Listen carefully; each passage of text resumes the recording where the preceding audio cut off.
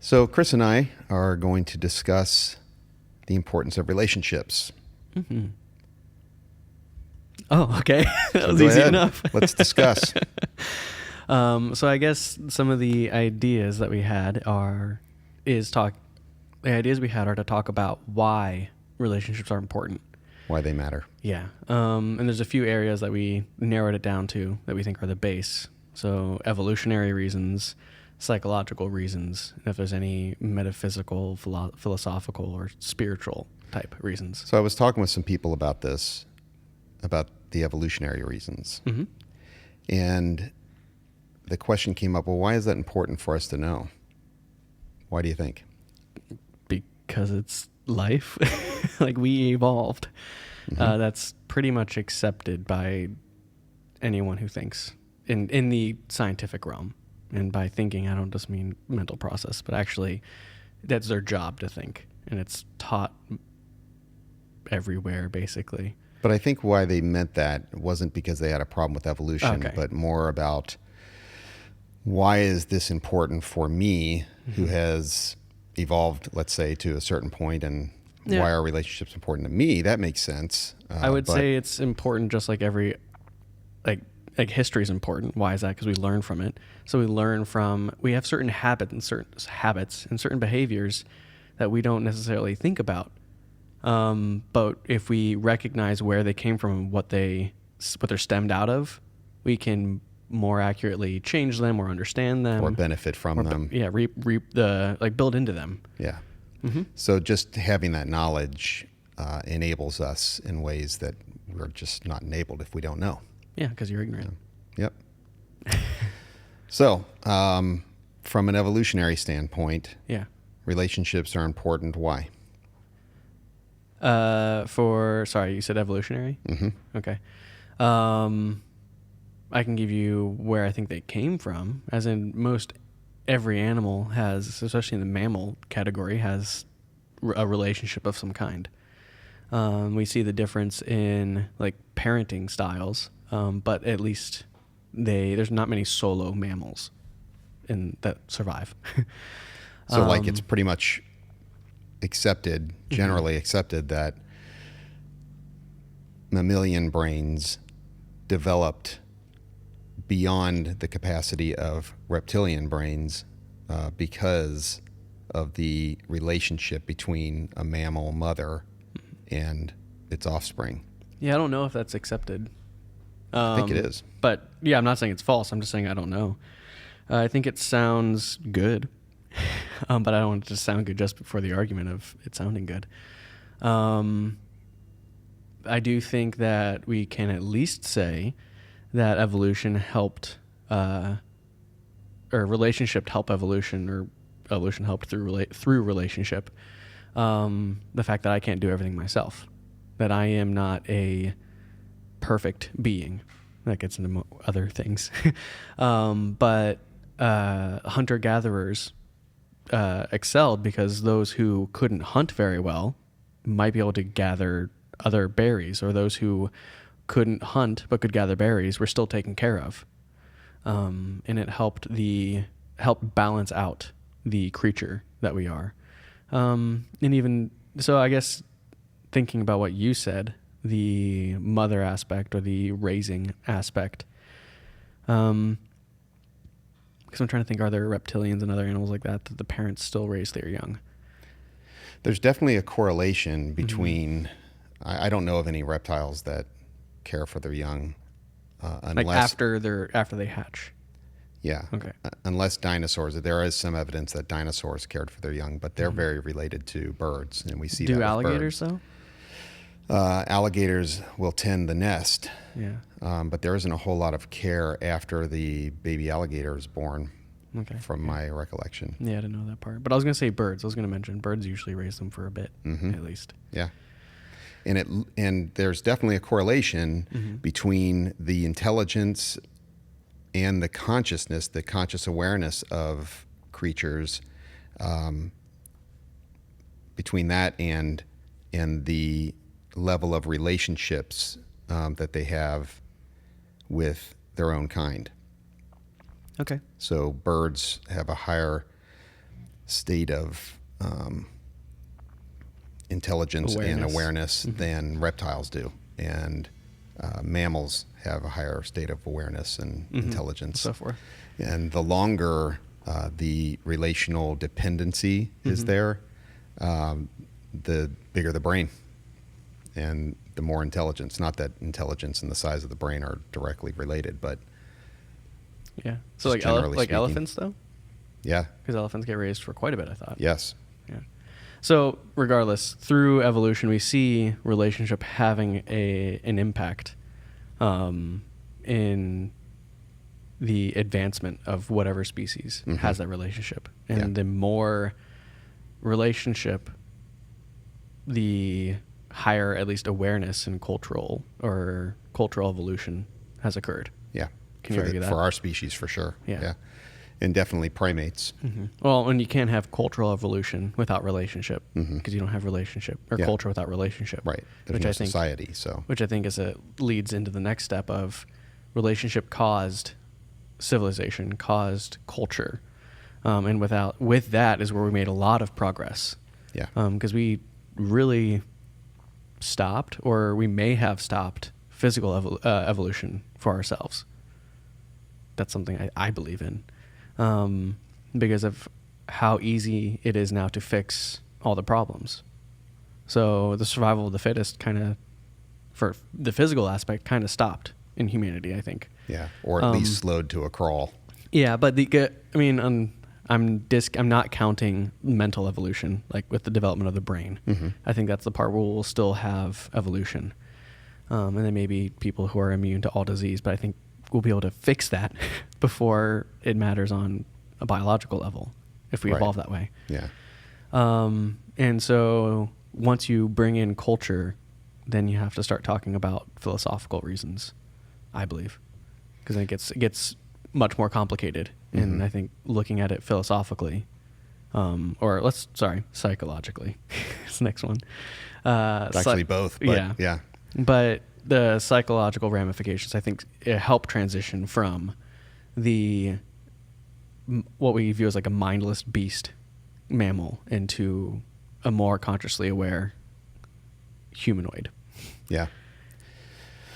Yeah. So the psychology of relationships came about, though, the importance of relationships to our psyche came about because initially we needed each other. Our primate relatives needed each other for survival reasons because they're definitely weaker than other animals, and so they employed their intelligence and their social abilities to survive. And then the health of the psyche, as we became more and more intelligent and aware, is related not only to our relationships, but the health of what we would say is the health of our relationships. So not only do relationships matter to us, but the health of those relationships also aid our development. And I mean, it's hard because I disagree where, like a point that we discussed earlier, not today, but yesterday. So like, we see that with a young child. We can't really do studies because it's inhumane. But if we raised a baby in a static world with no human interaction, where it'll still, or like hook it up to feeding tubes and things like that so it can still survive, it would end up dying off anyways. There was actually a French scientist that did that. Oh, wow. Yeah. Illegally. I was like, how is that allowed? and every one of the test subjects died. Yeah. So, and I think the same would still happen even after the fundamental times of raising an infant. If you took a 5-year-old and then secluded them from all social, relational interactions.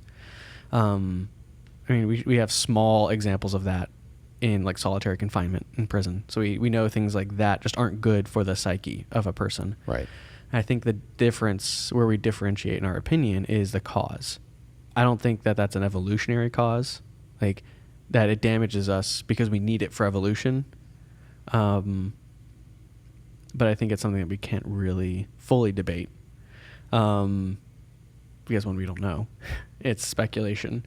I don't know why I think that occurs. I think it has more, just off the top of my head, I think it has more to do with the awareness that we have. And without stimulation to that, we kind of go crazy. I don't think right. Now I'm remembering what we talked about. I said that it must be related to that deep-seated kind of collective understanding, unconscious understanding that we need each other to survive. Yeah.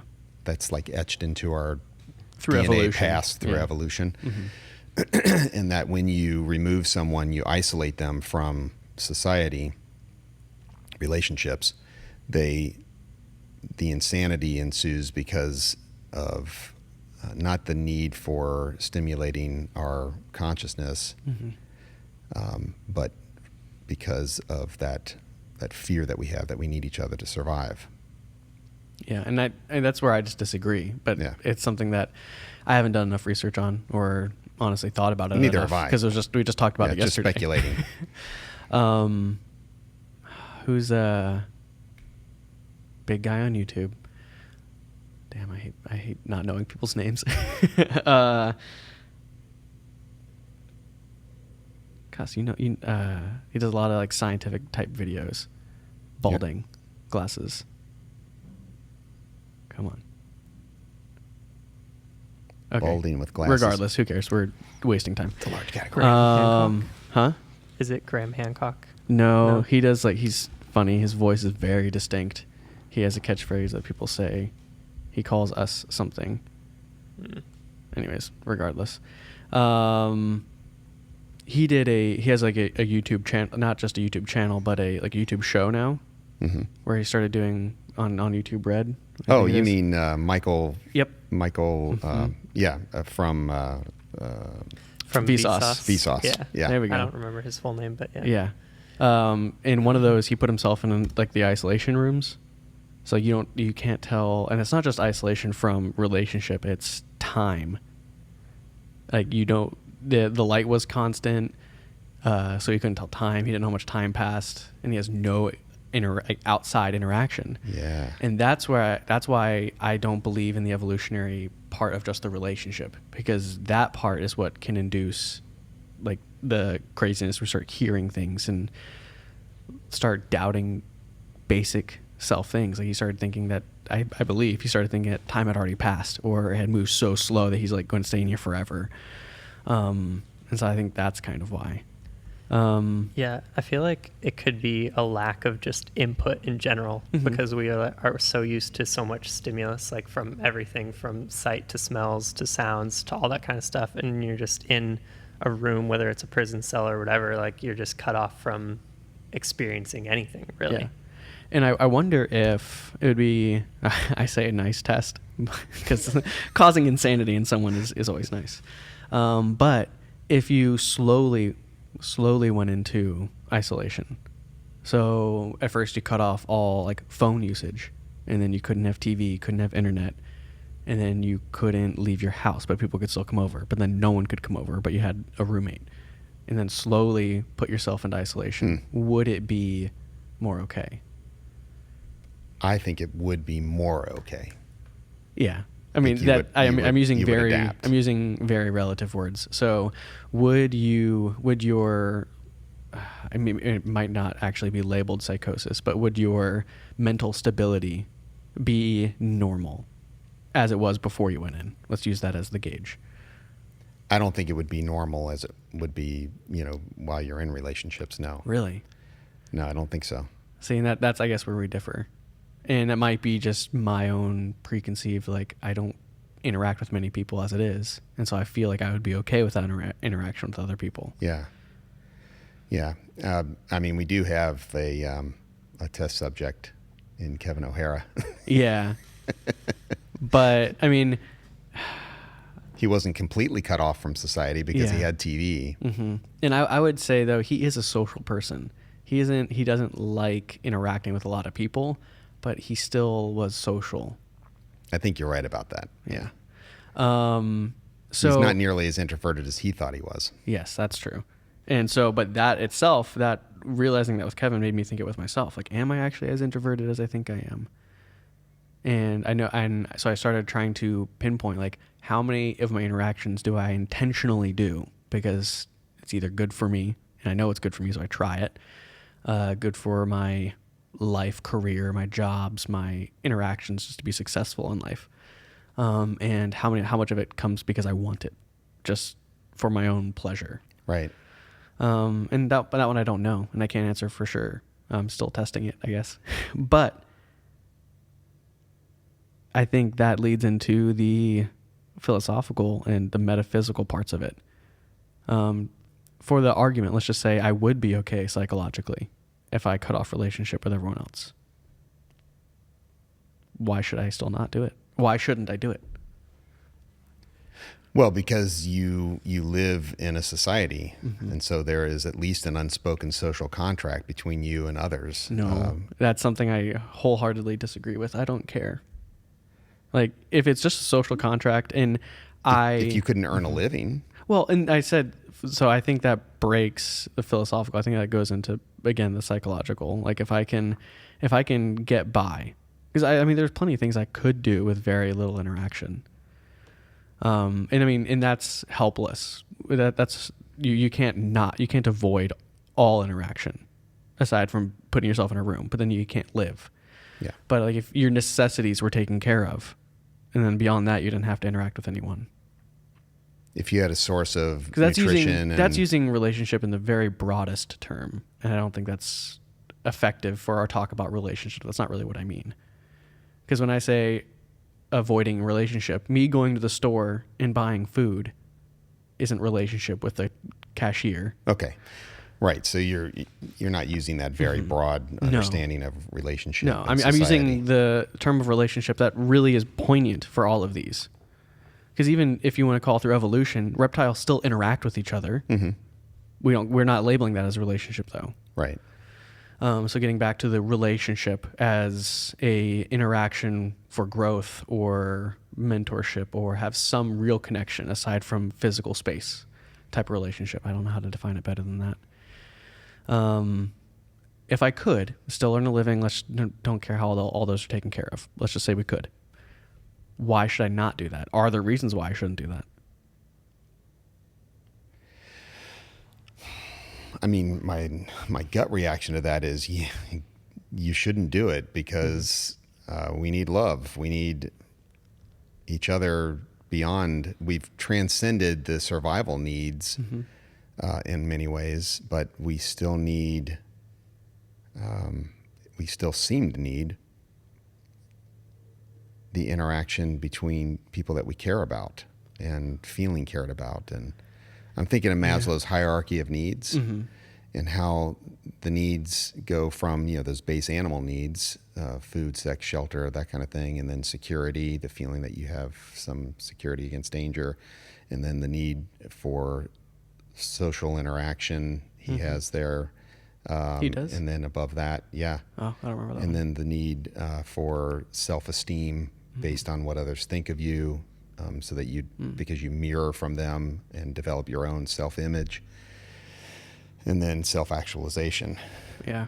And I feel like the self-esteem is only necessary because we interact with other people. In my mind, I'm like, if I didn't have other people telling me negative things, because I'm all about like the self-reassurance. Like, people can tell me I'm ugly all the time, but if I this is where I think the social part builds that self-esteem that he was talking about. But what really matters is if I tell myself I'm ugly. Now, he says that everyone telling me I'm ugly will end up making me tell myself. I think so. I think that's what he's saying. I mean, and I think that's true for most people. If everyone they meet, it's like, wow, you're ugly as hell. Like, what are you doing? Then they will most likely agree and start telling themselves that subconsciously or consciously. Yeah. But if we took that out of the equation, then you don't have negative input. You don't have input from other people, period. So your idea of beauty is whatever you see. You don't have anything to judge it against. So I don't know how much your self-esteem is affected that way. Well, that's a good point, though. So if what you see as beautiful is still contrasted with something that you deem ugly. Yeah. So would the same thing apply to your own image if you have nothing to compare it to? I think that's when you just don't think about it then. Which in my mind is like, the world might be a better place if we didn't, if that wasn't a big worry for people, if that wasn't something they even had an ability to care about. You don't have, I mean, you see it in some birds, they preen themselves, they have dances, and a lot of other animals have this type of thing, but it's not because of this is a beauty. It's because this is through evolution what they know attracts the other animal to mate. Now I think we've just taken it a step too far. Maybe too far isn't. Maybe it's not too far. Maybe it's the next step. Mm-hmm. But trying to figure out where I was going with this. The underneath self-esteem was the need for social interaction. Mm-hmm. And I don't. That's where I'm just not sure. I don't know if that's a need. If that's in the hierarchy of needs. Because I think you can still, because after social interaction, self-esteem, and above self-esteem there was something else, right? Or is that the self-actualization? Self-actualization. Is the highest, yeah. If we cut out social interaction, does the self-esteem take care of itself, and then you can just jump straight to self-actualization? Yeah, I don't know. And that's something that is fun to talk about because it's the hypothetical and it's part of why we do this. But like you said, you can't really experiment. We can't do that. Yeah. And even if unless you wanted to remove yourself from society. Yeah, but even if we could experiment with it, it's not what is reality around us for the mass populace. That's what we're going to use as reality. Yeah. It could be my reality, but whatever. So regardless, for the other 7 billion people in the world, right? Yeah. Yeah. The reality is that they have social interaction. Mm-hmm. So we've discussed evolutionarily, for evolutionary purposes, why it's important. And then kind of the psychological reasons, because it's here. We have to deal with it somehow. Mm-hmm. So let's deal with it. Now, and you said you hope that for philosophically or metaphysically or spiritually, there's a purpose for it. Why do you think that is? Or what do you think they are? Well, there's definitely a purpose for relationship if there's a metaphysical reality. So assuming that there is, without getting into why I think there is, I think that because relationships are seen throughout the creation, it's not a difficult leap to assume that the creator of this creation values relationship. See, I feel like there's a step in between that. Like there's more of more easily accepted metaphysical or spiritual or philosophical reason for relationship. I mean, even if it's just I think it harkens back to the evolutionary idea, but on a philosophical level. I can only learn and grow myself as much as I can. But like you've helped shape my my inner me, my image, my whole being. Mini me. And so I think that is a philosophical thing. My view of the world, my perception of things, my ideals, my ideas, are shaped by relationships with other people. Mm-hmm. And I think that is more easily accepted by everyone. You don't have to believe in a higher being or a creator or source of creation. Most people won't put in the effort to even think that far. So I think that should be hit first before you talk about because I think that's very important still. Where would our thinking be without the differential, the chaos, the hard wall that you have to hit to create about change? Yeah. So, actually, that's a really good point. The one of the important aspects of relationship is how difficult relationship is. Mm-hmm. It's messy. There's a lot of chaos involved because we are this mixed bag of conscious awareness, emotion, reason, and so on. So when I'm in a relationship, I have to deal with that mixed bag in another person, and that creates conflict and the differentials that you mentioned, and that leads to growth. If you don't have those things, if you don't have the differentials even, you can't place value on certain things without them. Well, you can't place value on anything without differentials. Yeah. So I think that relationships are really important for that reason. How do we grow, since we do have to function in society? How do we grow if we cut off relationships with those that we deem unworthy of our relationship, which usually means we deem them unworthy because they don't agree with us, right? Yeah, some ultimately minor disagreement that we say, you know what, I'm cutting off everything because of that. Yeah. But see, even that's too, I don't want to say black and white, but too black and white, because there are times when it's okay to disagree and cut off, because I can't have a relationship with everyone. Yeah. And well, there you're talking about healthy boundaries, though. Yeah, which we'll get into in the coming weeks with the topic of relationship. And so I don't want to poo-poo on disconnecting from other people entirely. Yeah, you can't do that. That's what I meant by the black and white thing, because there are cases where it is good to separate. Yeah, like, listen, I know you want to murder me, but I think we should really sit and talk together. Well, that's what Let's we're find a doing. quiet room. That's what we're doing, right? Yeah. But so yeah. But those are extremes. Yeah, and there are outliers, regardless of the personal feelings of wanting to be connected to other people. There will be outliers that you can't. Yeah, of course. And so from there, though, is there anything else to build on before you get into a source of creation or a metaphysical, spiritual type being? Not that I can think of off the top of my head. I think that they're just important because of the way that we grow because of the complexities of relationship. Mm-hmm. Because I was going to say, even without the spiritual being, I find a push for that growth through each other and through the catalysis of difference and stuff like that. Mm-hmm. So is there anything that in your mind, that this overall creator type of force, creative force, creator force, brings to the relationship aspect that I can't get without it?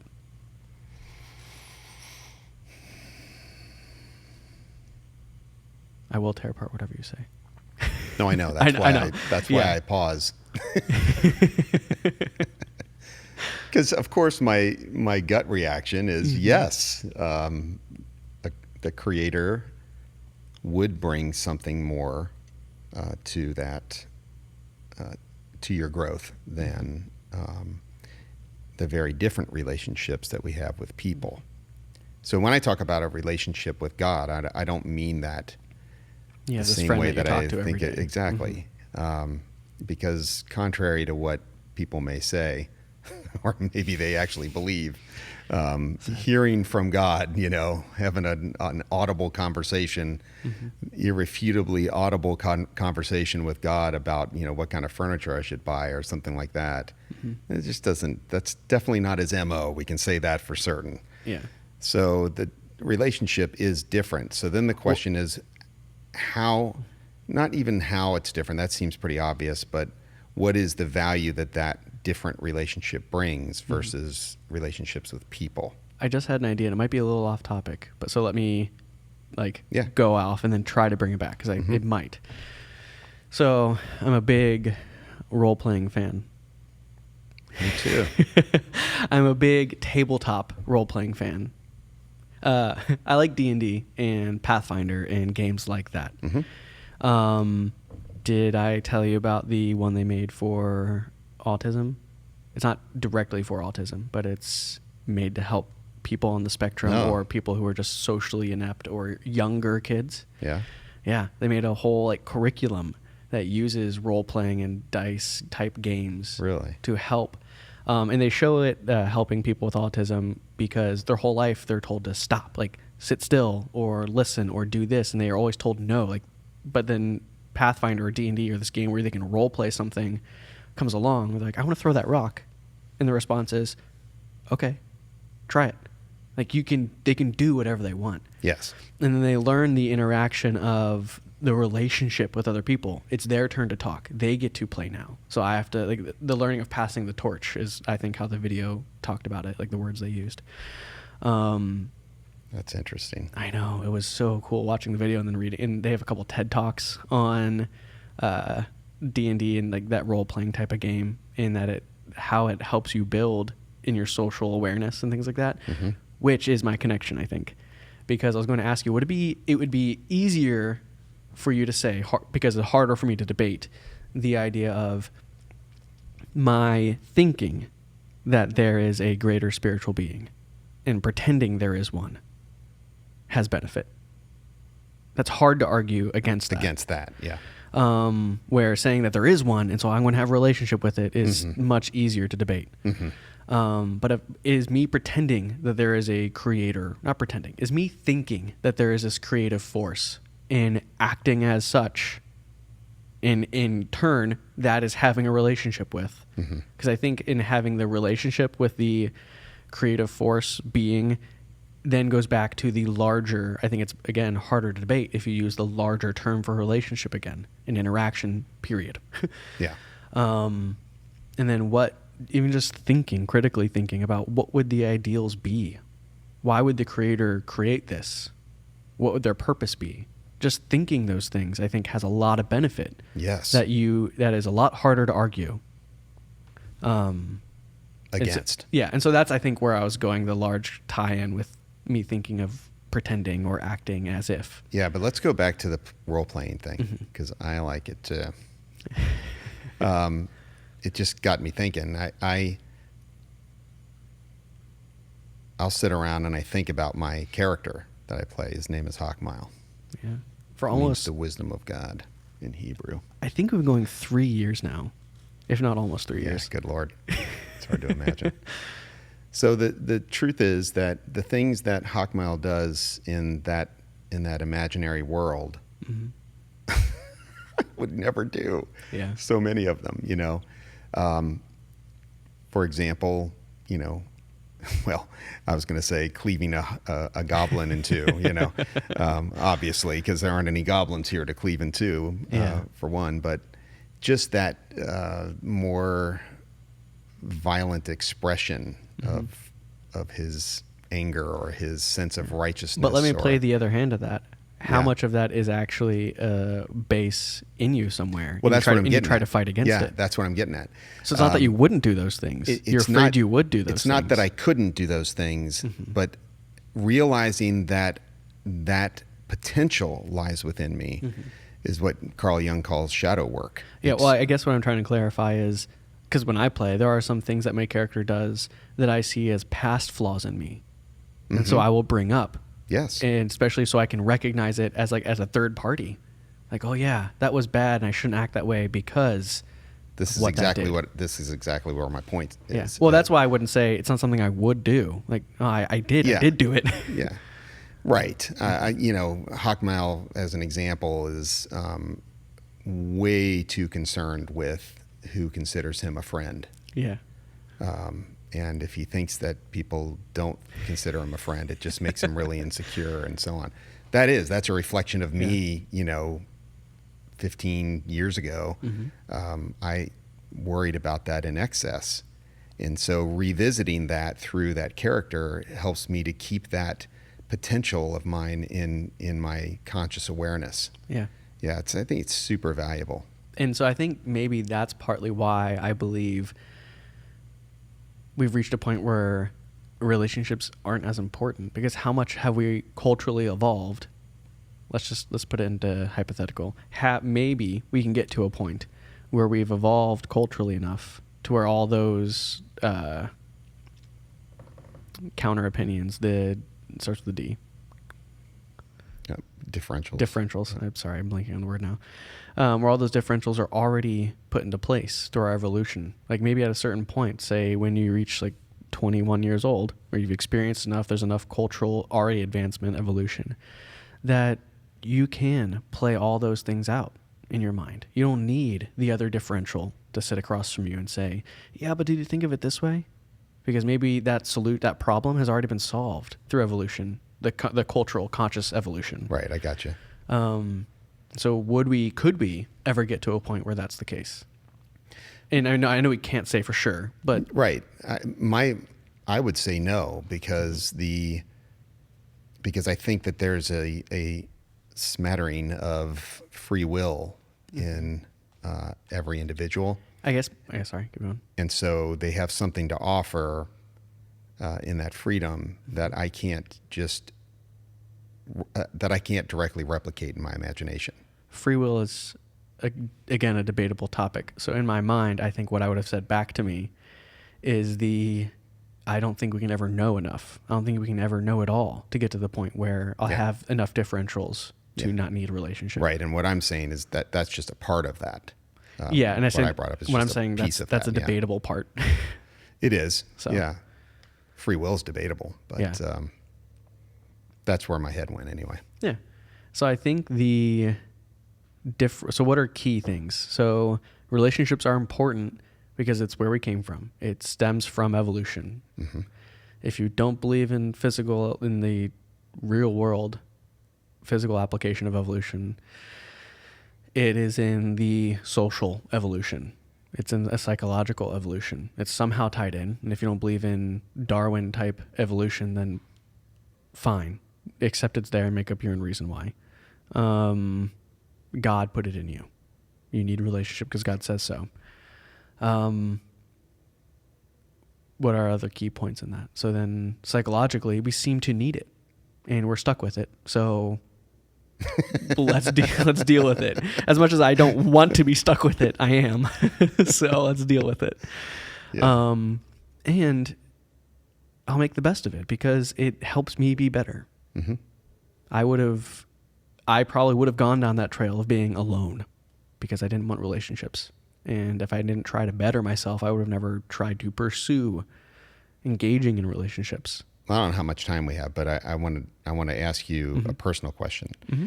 How much of that do you think how much of that perspective that you have on relationship do you think is related to your early childhood? I don't know. That's a good psychological question in that how much is affected by me being adopted and then parents being divorced and then X and Y and Z happening. Mm-hmm. I don't know. My knee-jerk reaction is, oh, no, that's just my personality. But is your personality formed by those things? I think so. So, yeah, I don't know. And I think the only reason I would say it played a part, but it isn't playing the part now, because I feel like I've grown enough that I could acknowledge it and be like, yeah, it just stemmed from that. I really do like relationships. And even if it's stemmed from that, it still doesn't change the fact that's how I feel. Like I don't, that's right. It's physically exhausting. But like we talked about evolution being important because the more we know, the better we can integrate our knowledge for the benefit of myself and the people around me, right? So knowing those things, knowing those possibilities helps you to better yourself and I think I've done people that you're in relationship with. Yeah, I've done a lot of digging and trying to deal with those issues. And even counseling. Professional. Someone through whatever means I've done professional objective view. Mm-hmm. Yeah. And so that's why I feel like they don't play a part anymore in my introvertedness, or just a lack of wanting a lot of social relationships. And so that's why I feel okay saying those. Yeah. Yeah. But yeah, so in this series of relationship, we covered where it stemmed from and why relationship is important, period. And then in the following weeks, we talk about having, in a broad spectrum, relationships with others, and then God/higher being / I would call this consciousness of evolutionary consciousness or cultural consciousness. We'll cover all those different types of ones. And then having a relationship with ourselves. Yes. Debatably the hardest one. Yeah, I don't think that's even a debate. So, yeah. Hi. So we'll see you for the next one. Don't know how to exit this.